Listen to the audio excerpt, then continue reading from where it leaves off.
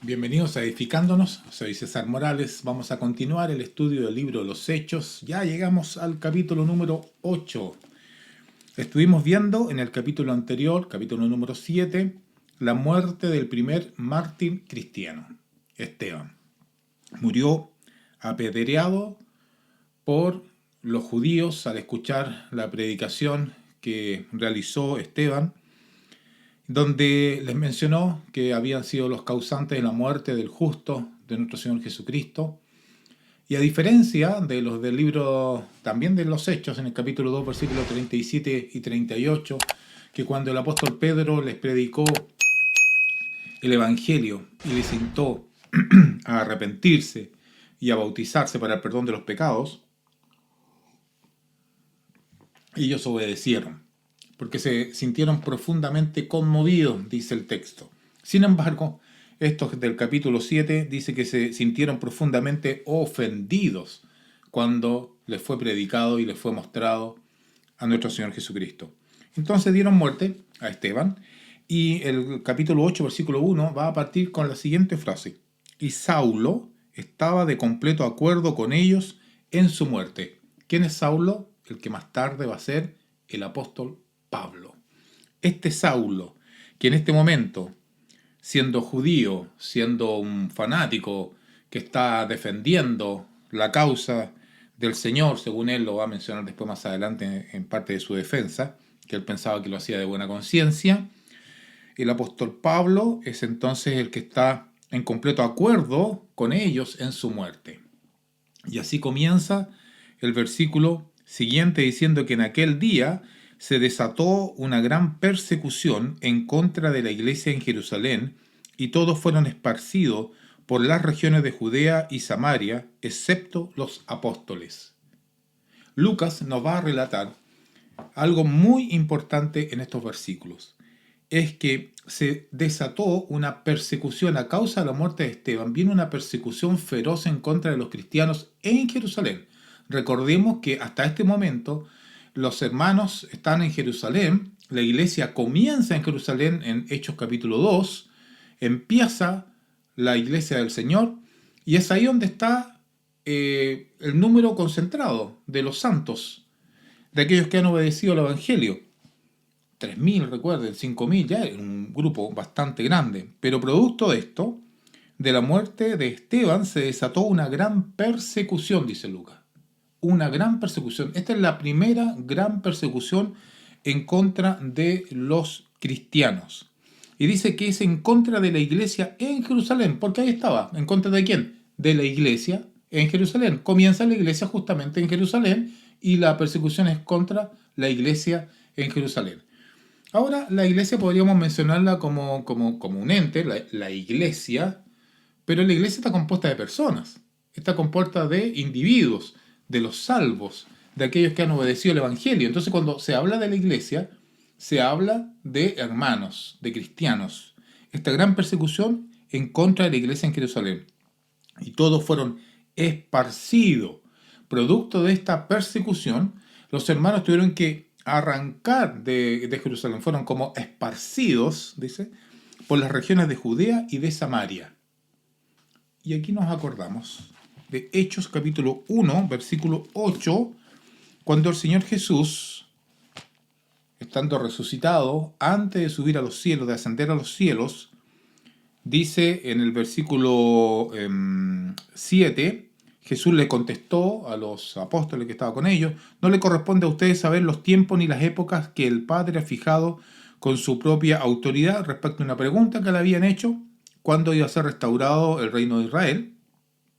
Pero, dice el versículo 8, recibirán poder cuando el Espíritu Santo venga sobre ustedes. Es decir, en el capítulo 2 del libro de los Hechos recibieron poder porque fueron bautizados con el Espíritu Santo, hablaron otras lenguas, idiomas que jamás habían aprendido ellos, los hablaron, fue un milagro, poder.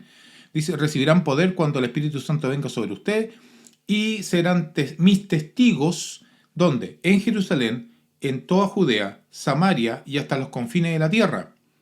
Recordemos entonces que Jerusalén está en el área de Judea, luego está Samaria. Dice que serán testigos en Jerusalén, en Judea y en Samaria. Y hasta aquí está hasta el capítulo 8. ¿Dónde estaba la iglesia? en Jerusalén. Y producto de esta persecución, dice que fueron esparcidos por las regiones de Judea y Samaria. Por el resto de las ciudades que están ahí en Judea, aparte, Jerusalén es la capital, ¿no? Donde está el templo. Entonces ellos arrancan a distintas ciudades que están ahí cerca y además avanzan hasta Samaria. Judea y Samaria, excepto los apóstoles. Se cumple justamente lo que el Señor había dicho, que iban a ser testigos en todas estas regiones y hasta los confines de la tierra, que es lo que vamos a ver enseguida. Ese justamente es el texto clave de aquí del libro de los Hechos.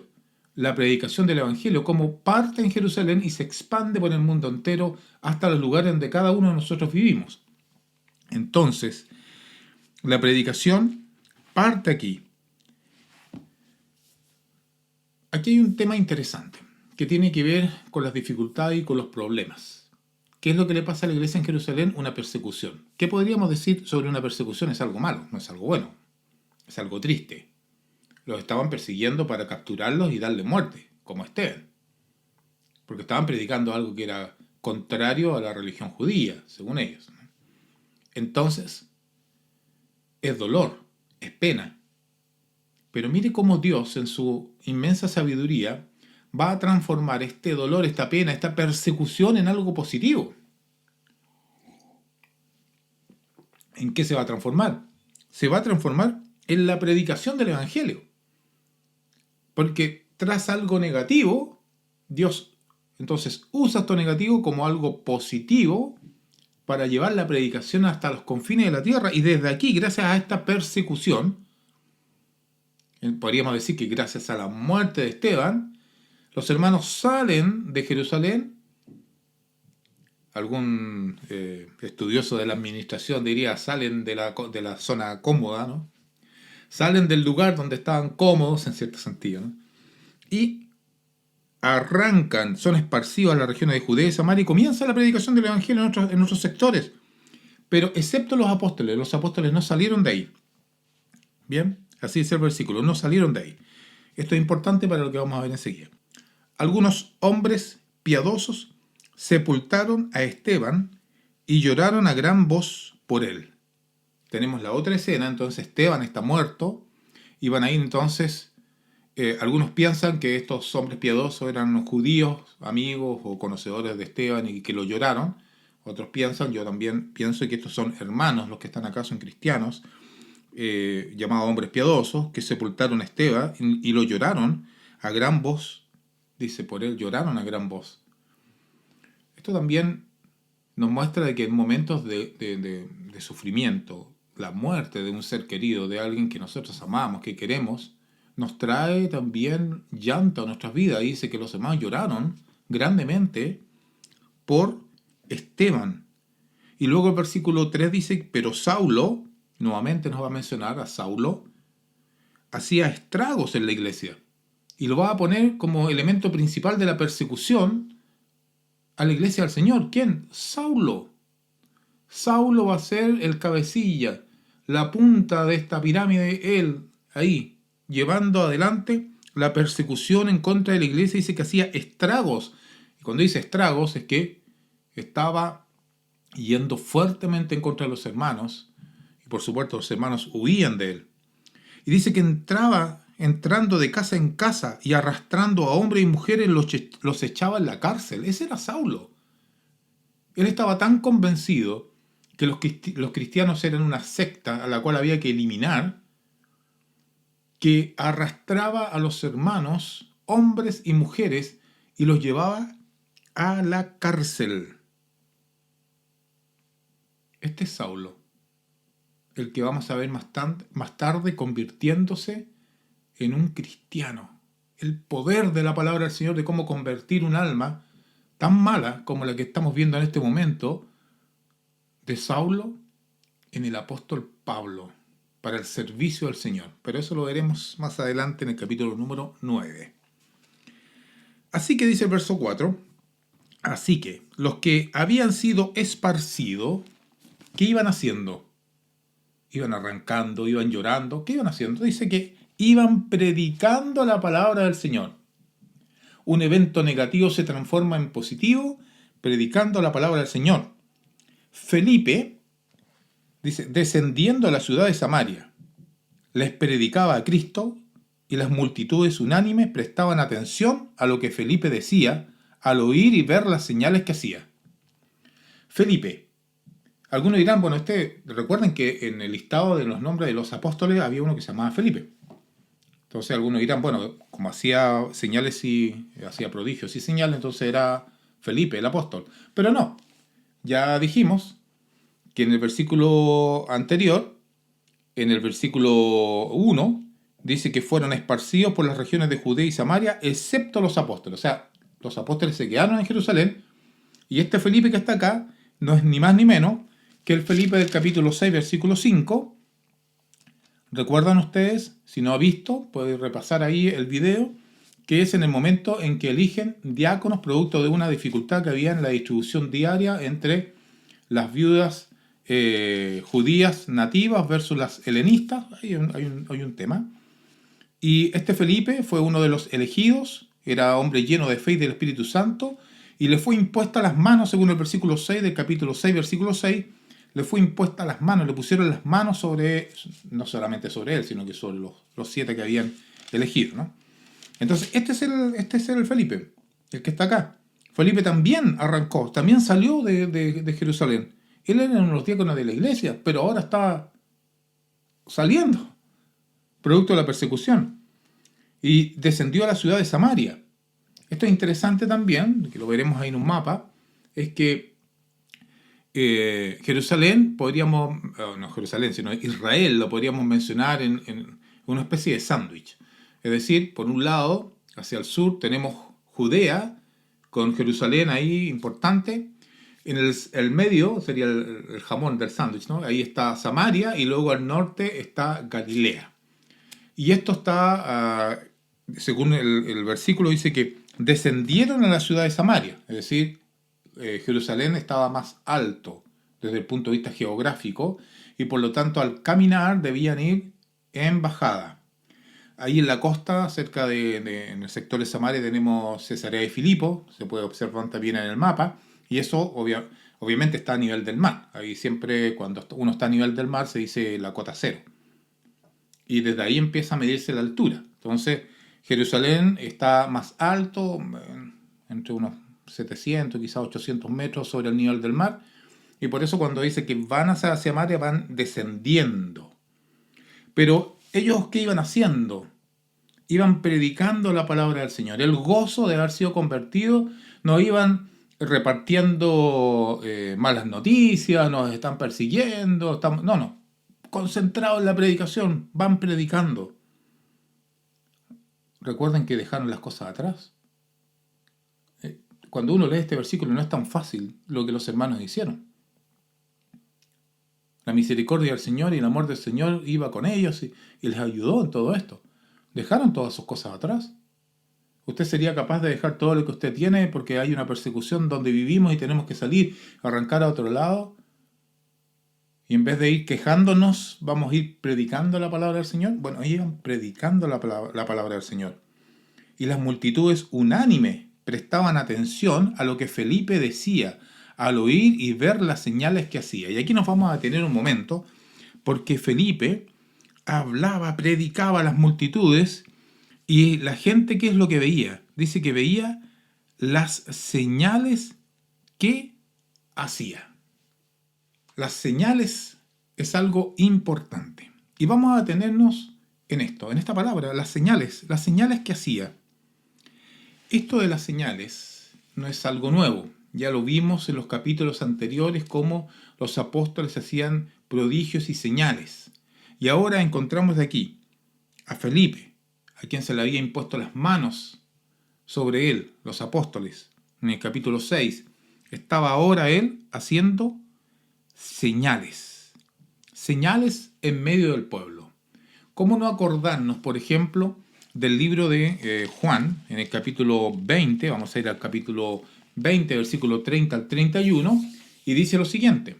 Dice que muchas otras señales hizo también Jesús en presencia de sus discípulos, las que no están escritas en este libro, pero estas se han escrito para que creáis que Jesús es el Cristo, el Hijo de Dios, y para que al creer tengáis vida en su nombre. ¿Qué es lo que vemos aquí en esta declaración de Juan en el capítulo 20, versículo 30 al 31? Primero, es que seleccionó de muchas señales, Juan, ahora estamos hablando de Juan, en el Evangelio de Juan, dice que seleccionó de entre muchas señales, porque dice, y muchas otras señales hizo también Jesús, seleccionó de entre muchas señales algunas, porque dice, pero estas, dirige la atención a unas pocas, se han escrito, las escribió en el libro de Juan, para que creáis que Jesús es el Cristo.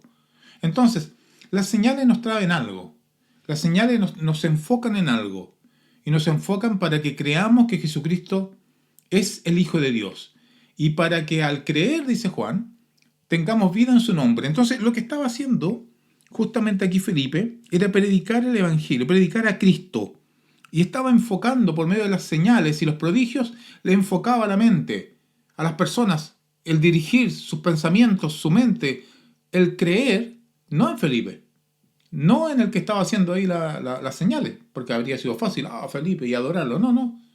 Él dirigió todo, apuntó al objetivo principal. ¿Cuál? Cristo Jesús. Porque al creer en Cristo tenemos vida en su nombre, según lo que dice Juan. Entonces, las señales van a ser muy importantes, porque una señal, como la conocemos también nosotros en el tráfico, ¿no? Tenemos una señal que nos indica hacia dónde ir, hacia dónde no ir, dónde doblar, dónde no doblar. Las señales del tránsito, por ejemplo, nos indican una dirección. Y las señales en las Escrituras nos muestran una dirección. ¿Y cuál es esa dirección?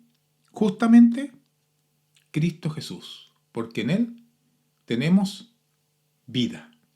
Entonces las señales de Felipe apuntaban a Cristo, el Señor. En Juan capítulo 3, versículo 2, también podemos encontrar otro elemento muy interesante sobre las señales. ¿Se acuerdan la conversación de nuestro Señor Jesús con Nicodemo? Vamos a ir a Juan capítulo 3, versículo 2. Dice que Nicodemo fue de noche a Jesús, ¿se acuerdan? Y este vino a Jesús, dice, de noche y le dijo, Rabí, sabemos que has venido de Dios como maestro porque nadie puede hacer las señales que tú haces si Dios no está con él. Mire lo que dijo Nicodemo. Se dio cuenta al observar las señales que nuestro Señor Jesús hacía de que esto apuntaba a algo. Y dijo, nadie puede hacer las señales que tú haces si Dios no está con él. Entonces las señales le apuntaban a Nicodemo y le hacían sacar una conclusión lógica, infería que este hombre que se llama Jesús viene de Dios. Viene de Dios. Y en el caso de Felipe, justamente, encontramos que Felipe está haciendo milagros, señales, está sanando a personas ahí en Samaria y la gente está enfocándose en Cristo, porque les predicaba a Cristo. Felipe no se predicaba a sí mismo, predicaba a Cristo. Miren, todo milagro es una señal, pero no toda señal es un milagro. Así, dependiendo del contexto en el que se use la palabra señal, podemos encontrar justamente otros usos. En Lucas capítulo 2, versículo 12, vamos a encontrar el uso de la palabra señal, pero en otro sentido.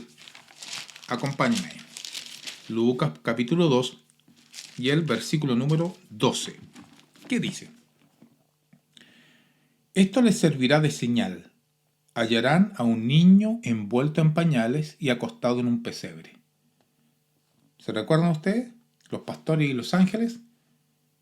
Esa noche en que nace nuestro Señor Jesucristo.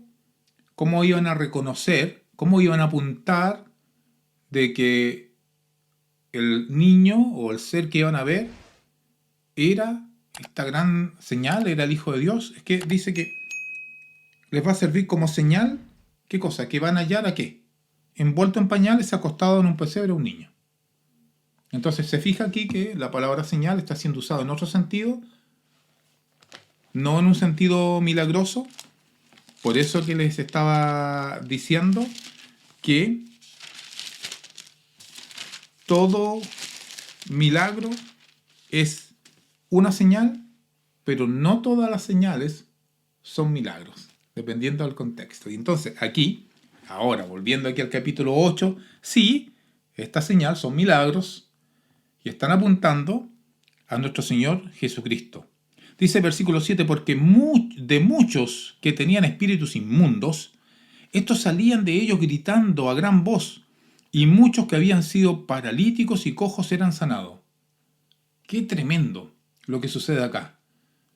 Porque estos milagros que está haciendo justamente Felipe confirmaban la palabra del Señor y eran sanados estas personas. Hablando de confirmación, ¿cómo no acordarnos de Marcos, en el Evangelio de Marcos, según Marcos? Vamos a ir a Marcos capítulo 16, versículo 20. Dice: y ellos salieron y predicaron por todas partes, colaborando al Señor con ellos y confirmando, escuche bien, confirmando la palabra por medio de ¿qué? Por medio de las señales que la seguían. Las señales, en este caso, apuntaban a nuestro Señor Jesucristo, porque confirmaban la palabra. ¿Qué es lo que estaba predicando acá Felipe? Iba predicando la palabra, dice, les predicaba a Cristo. Entonces las señales que él hacía confirmaban la palabra. Confirmaban lo que él decía, que el Cristo es el Hijo de Dios, que el Cristo es el único en el que podemos tener salvación, que debemos ir a las aguas del bautismo y ser sepultados juntamente con Cristo. Y entonces luego hacía los milagros, y la gente veía los milagros, entonces decía, lo que Felipe estaba diciendo es verdad. Está apuntando para allá, está apuntando hacia el Cristo. Salían ellos, dice, y gritaban a gran voz, y muchos que habían sido paralíticos eran sanados. Sanados. Salían los espíritus inmundos, porque también iban gente con espíritus inmundos. Y salían gritando, pero otros que eran paralíticos y cojos eran sanados. Milagros verdaderos, por cierto. Y había gran regocijo en aquella ciudad. ¿Cómo no sentirse regocijados, hermanos? Gran regocijo. ¿Por qué? Porque habían escuchado la palabra del Señor. En el capítulo 8, versículo 4 dice, así que los que habían sido esparcidos iban predicando la palabra, les predicaban a Cristo. Una persona cuando obedece al Evangelio siente gran regocijo. Como dice Juan en el capítulo 8, versículo 31, porque ha obedecido a la verdad. En el 8:31 dice entonces Jesús decía a los judíos que habían creído en él: si ustedes permanecen en mi palabra, verdaderamente serán mis discípulos y conocerán la verdad, y la verdad los hará libre. Entonces uno tiene regocijo cuando es libre. ¿Libre de qué? Lo dice enseguida, verso 34. Jesús le respondió: en verdad les digo que todo el que comete pecado es esclavo del pecado. O sea, somos libres del pecado. Dice, así que si el Hijo los hace libres, ustedes serán realmente libres, versículo 36. Cuando hemos venido a los pies del Señor, hemos obedecido al Evangelio, entonces somos verdaderamente libres. Y si somos libres, ¿no habrá gran regocijo? Claro que sí. Por eso el versículo 8 dice, y había gran regocijo en aquella ciudad. ¿Qué ciudad? No nos dice el nombre de la ciudad. Sí sabemos que está en el área de Samaria.